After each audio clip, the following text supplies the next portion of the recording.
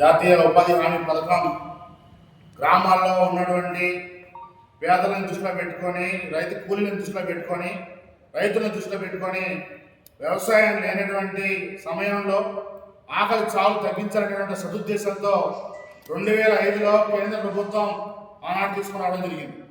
దానికి తూట్లు పొడుస్తూ ఈరోజు నరేంద్ర మోడీ గారి ఎన్డీఏ కూటమి ప్రభుత్వం పూర్తిగా రద్దు ఒకేసారి చేస్తే ప్రజల్లో వ్యతిరేకత వస్తున్నటువంటి భావంతో పేర్లు మారుస్తూ ఉన్నాం, మార్పులు చేస్తూ ఉన్నాం అని కొత్త పోరు పోతా ఉన్నారు.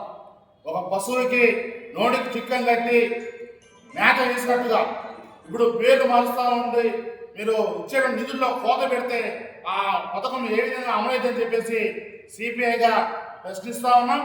ఖచ్చితంగా దేశవ్యాప్తంగా ఈ నెల 22వ తారీఖున వామపక్ష పార్టీలు ఇచ్చినటువంటి పిలుపులో భాగంగా గుంటూరు నగరంలో జిన్నా టవర్ సెంటర్లో ఉన్నటువంటి మహాత్మా గాంధీ గారి విగ్రహం ముందు పెద్ద ఎత్తున వామపక్ష పార్టీలు నిరసన తెలియజేస్తూ ఉన్నాయి.